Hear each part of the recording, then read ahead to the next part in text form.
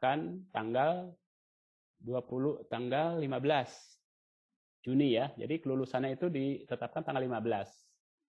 Pada tanggal 15 seluruh anak sekolah dasar di Indonesia telah lulus sekolah dasar. Nah, kemudian pada ayat 3 ditekankan bahwa kelulusan dituangkan melalui surat keterangan. Nah, surat keterangan ini sebenarnya fungsinya untuk melanjutkan ke SMP. Bahwa si anak ini sudah lulus, surat keterangannya ada ya, dibuat oleh dinas. Nah, kalau itu anak itu melanjutkan ke SMP di dinas yang sama, itu mungkin tidak terlalu sulit ya, karena data anak itu sudah ada di dinas ya. Tapi akan menjadi sulit bila anak itu pindah kabupaten. Makanya kita berikan slot untuk supaya dituliskan surat keterangan kelulusan dan ditangani oleh kepala sekolah atau pejabat lain yang ditunjuk oleh pejabat yang berwenang. Jadi kalau kepala sekolah berhalangan bisa oleh pejabat lain tapi dengan surat penunjukan oleh dinas. Kalau untuk sekolah negeri ya, untuk sekolah swasta nanti yayasan yang menunjuk. Kemudian pasal 7 ayat 4-nya, surat keterangan itu sekurang-kurangnya mencantum nilai rata-rata ujian. Jadi di sekolah-sekolah sudah menyiapkan nilai ini, ya, tinggal dituangkan ke dalam surat keterangan. Nah, ini juga penting, pasal 7 ayat 5, penerbitan ijazah, ya. Kami mencatat bahwa sebagian besar kabupaten kota sudah menerima ijazah. Ya. Artinya sudah ada di tempat. Ada juga ijazah masih dalam perjalanan. Jadi sebentar lagi akan sampai. By kontrak, sesuai kontrak sebenarnya ijazah harus sudah sampai tanggal 15 Juni. Karena karena berbagai hal mungkin ya, apalagi zaman pandemi, di mana sering ada penutupan jalan hingga terhambat, hingga terjadi keterlambatan pengiriman. Nah, penerbitan ijazah itu paling cepat 1 hari, yaitu 16 Juni. Tetapi paling lambat 31 Juli.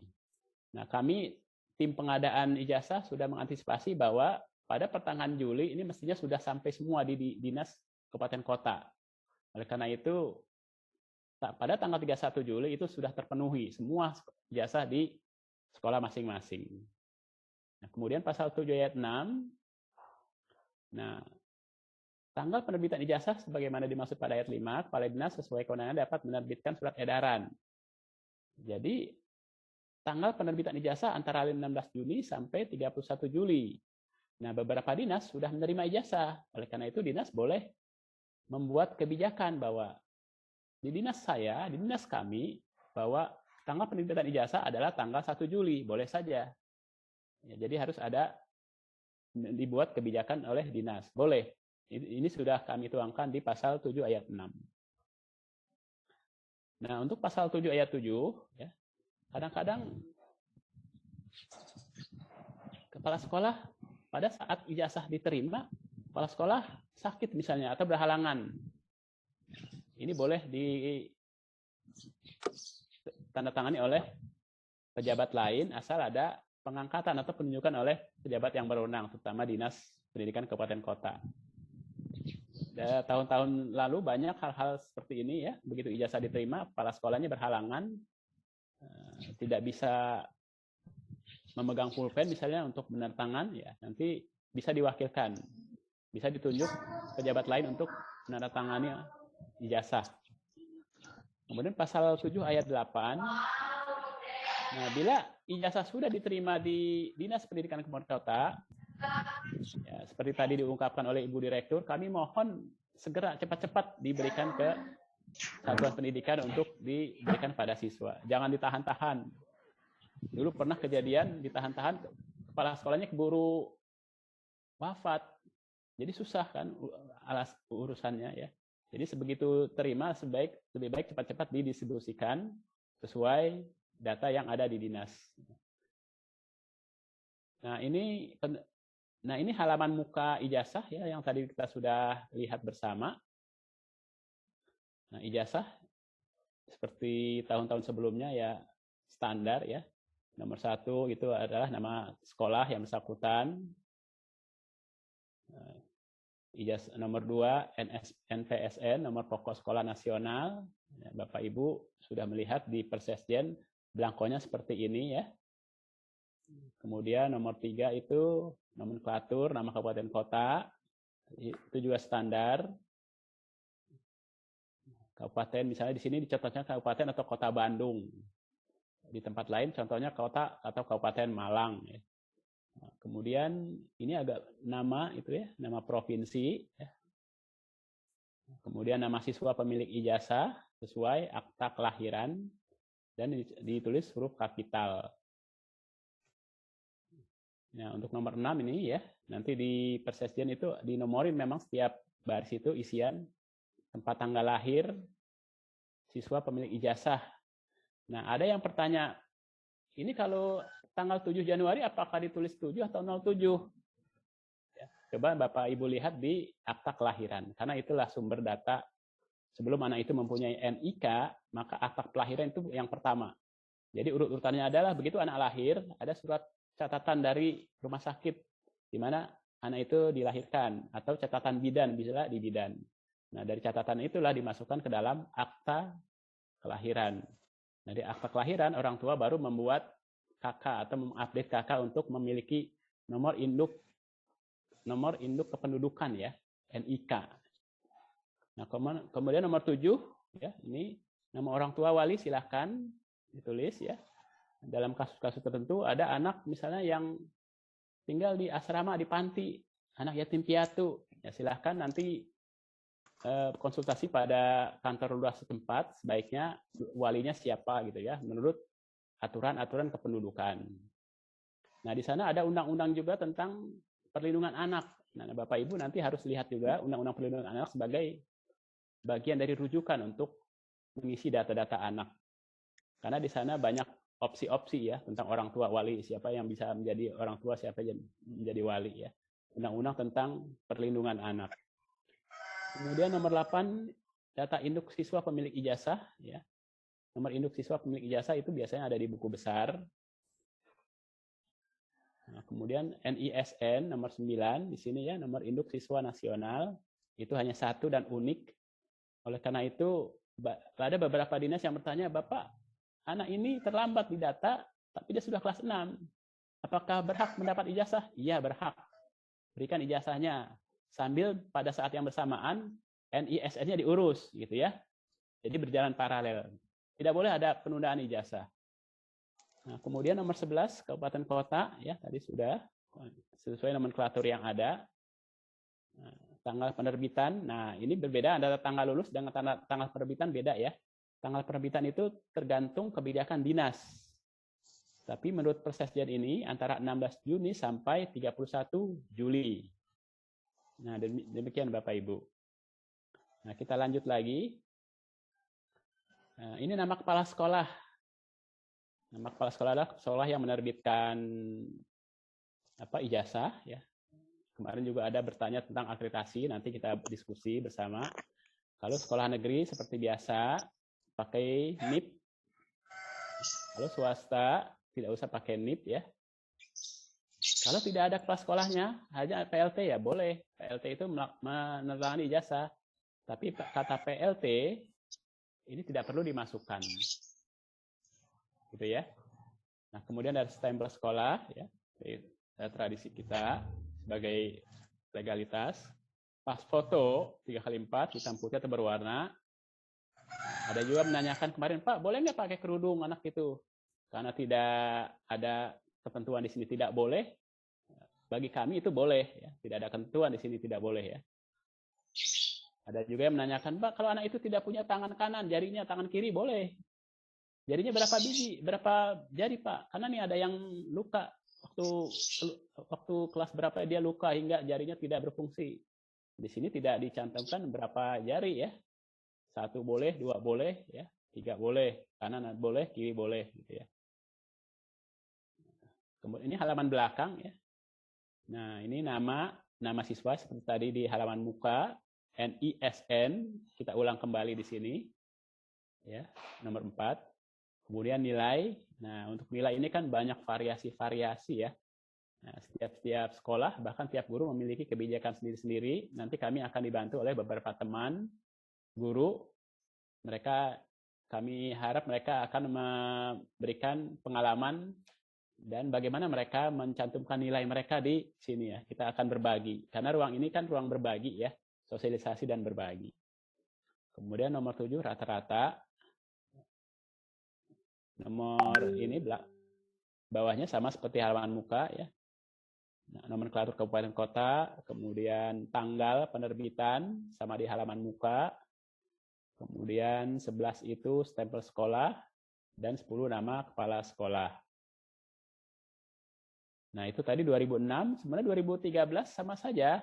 Bedanya hanya di sini Bapak Ibu. Nah, 2006 dan 2013, Bapak Ibu kalau lihat di footer bagian bawah ini ada kode DN01D strip SD garing K13 garing 00001.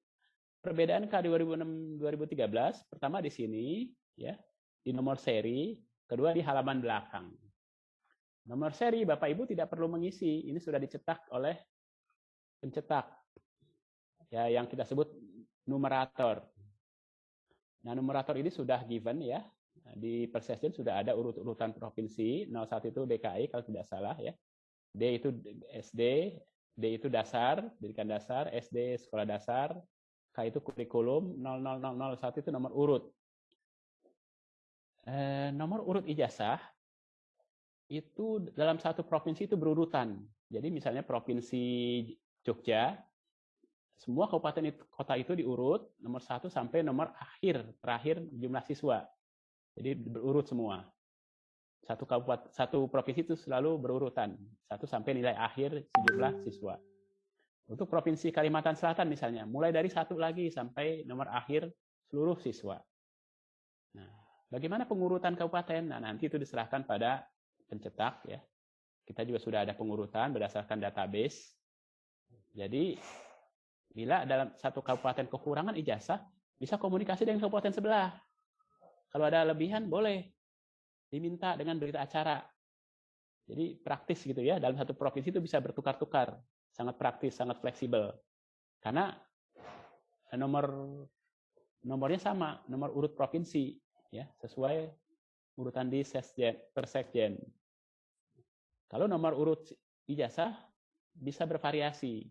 Misalnya ternyata ada force majeure atau keadaan kahar. Misalnya terjadi banjir.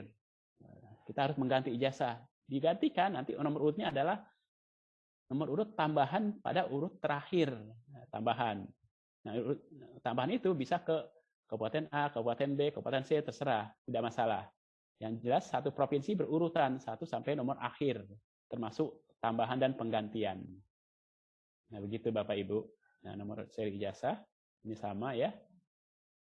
Kalau tadi K 2006 itu ya polos gitu ya. K13 ya ada pembagian kelompok A, kelompok B. Nah, secara substansi sebenarnya tidak terlalu banyak berbeda. Kita masih ingat di USBN ya. Apapun kurikulumnya kan soalnya sama ya. Jadi soalnya sama. Memang soal USBN itu dibuat pada kompetensi dasar yang berkorespondensi. Ini juga banyak ya. Kenapa banyak? Karena ada K13 untuk SD dalam negeri, K13 K2006 untuk SD luar negeri, SILN ya, kita sebut Sekolah Indonesia Luar Negeri, dan ada SPK, Sekolah Satuan Pendidikan Kerjasama. Nah, ini adalah teknis dari penulisan ijazah ya. Ya, pertama harus tulisan tangan, tinta warna hitam, ya, tidak mudah luntur dan tidak mudah dihapus. Nah, saya perhatikan bahwa kalau kita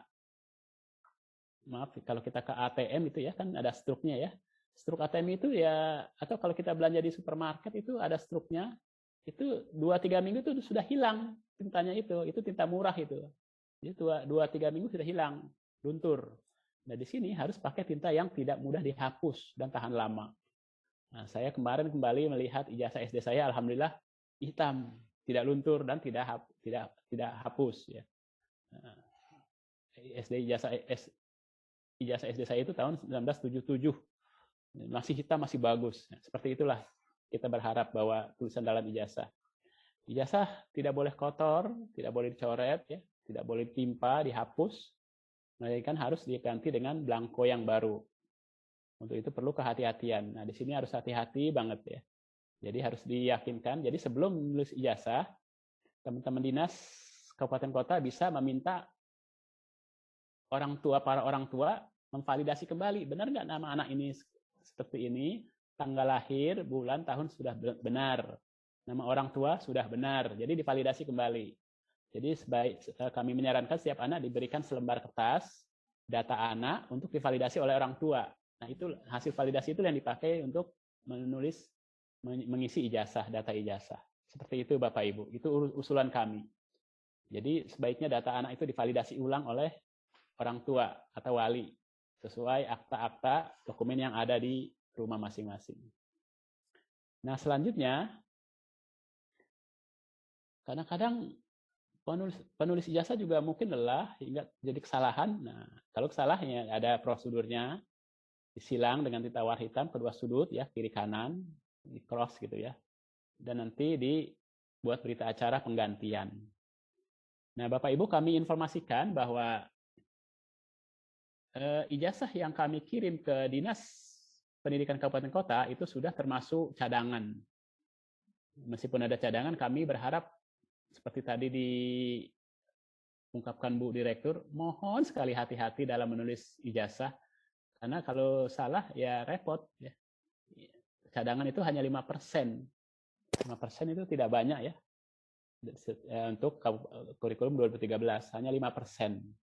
Jadi kalau cadangan itu habis, ya habis juga gitu ya. Nah, mohon hati-hati sekali. Dan agak rileks, tenang dalam menulis ijazah.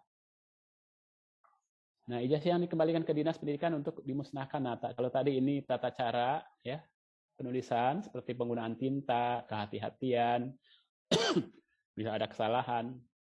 Maka ini adalah masalah pemusnahan atau ya pemusnahan blanko pasca penulisan ijazah.